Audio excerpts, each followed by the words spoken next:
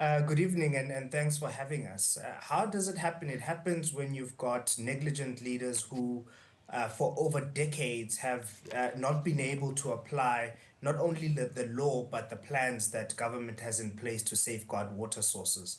You know, water is life. It's not like load shedding and electricity. When you don't have safe drinking water and you've got sewage spewing into water that is meant for livestock, for food, and for human consumption, you have people dying, and that is the dire consequences. We've seen it happen in Tshwane and Hammanskraal, where we've got a water crisis. And so Mogale City is no different, and we have to arrest this crisis that we face in that part of the country. Now, to arrest the crisis, at least of the sewage spill, 35 million would have been given by the Department of Water and Sanitation. But you say this has made the problem worse. How?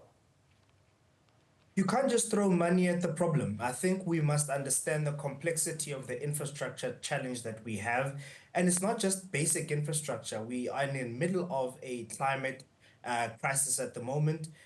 We are a water scarce country, and there's deep behavioral and usage questions and behavior that we must change. We've got a massive urbanization challenge and crisis. And so you can't just throw 35 million rand at the problem. You must look at an integrated plan of how to safeguard and protect water for the next 30 years. And it's important that government takes up its rightful place to protect the rights of people. I think for far too long, we've had, our government almost abdicating their true responsibility of being the arbiter of last resort. You cannot have a situation where people don't have access to clean drinking water because sewage is being pumped daily by the tens of thousands into drinkable water sources. That's absolutely unacceptable. And we ask the minister to step in and raise the bar and hold those to account and arrest those who are criminals and make sure that they go to jail for putting our people at the forefront of danger. Yeah.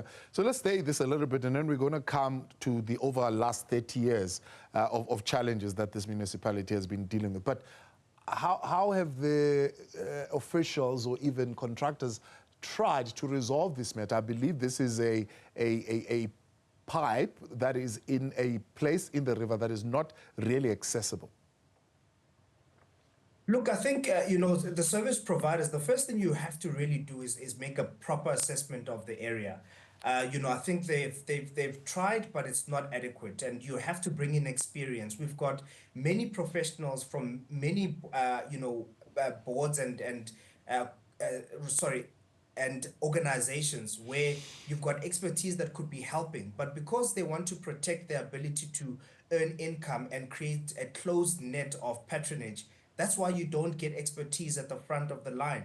And I think part of the problem is we've got a dangerous relationship between public procurement as well as lifestyle. We have these businesses that don't have the ability to deliver services, being at the forefront of service delivery at the behest of political leaders who don't want to do the right thing. And that becomes part of the problem. Yeah. Let's talk about this thing of question of skills, because when the blue drop, the green drop, the no drop would have been conducted, and rounds of that would have been done, some of them delayed.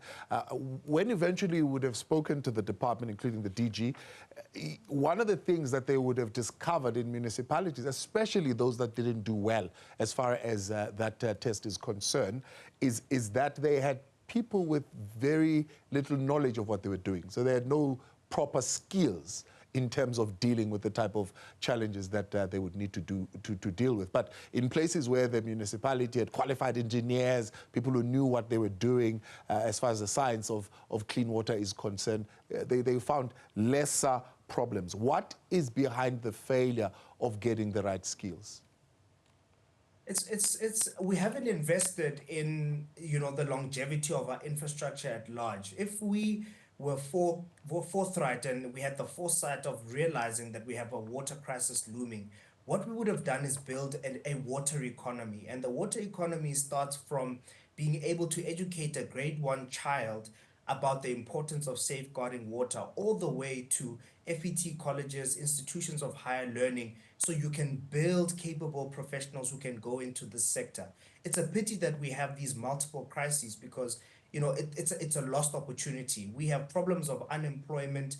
We've got an economy that's currently not growing, and we have an opportunity in this crisis to build businesses, to create employment on the back of this, lack of services that we realize. And you can't do that on the basis of a skills gap where you don't even have basic skills to deal with, basic plumbing. The fact that, at some point government closed some of these technical colleges is testament to why we are in this situation and this crisis.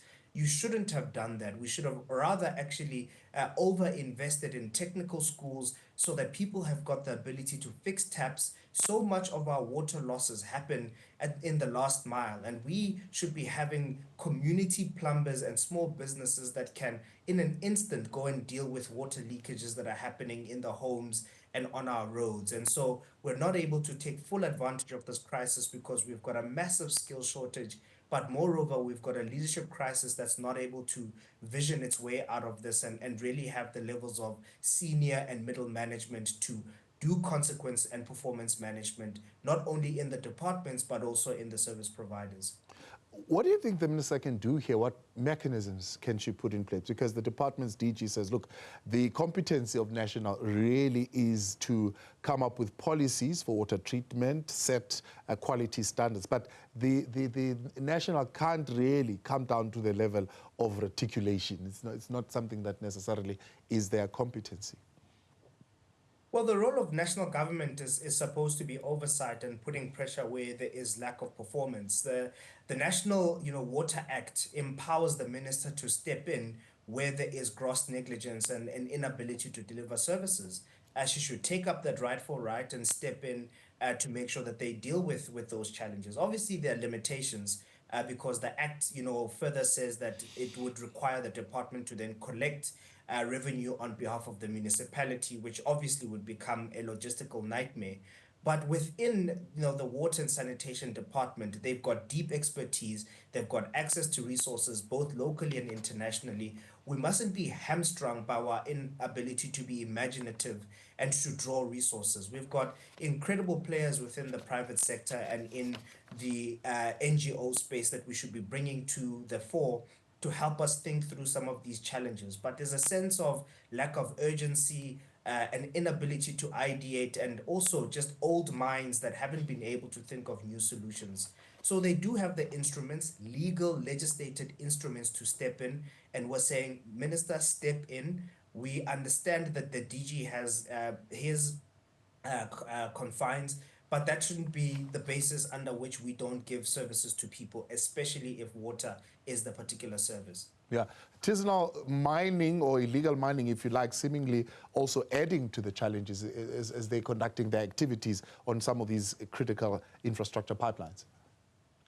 Yeah, absolutely. That's a massive challenge within Mogale City, and it's actually starting to affect not only the water table but the underground water quality, which is very important. And so there must be partnership not only with industry but with the criminal and justice system to make sure that we bring miners, illegal miners, to book. We live in a country of laws, and the rule of law is fundamental to making sure that not only do we have a functional country, but also that we've got a region that is investable. Nobody wants to put their money in an area where they know they can't safeguard their property, they can't safeguard their assets. And so whilst it may be an argument that we should allow illegal miners to continue because they make small income to look after their families, that criminality completely dislodges the Mogale City economy, which then has a knock-on effect on jobs and the ability to grow that economy in the mining sector.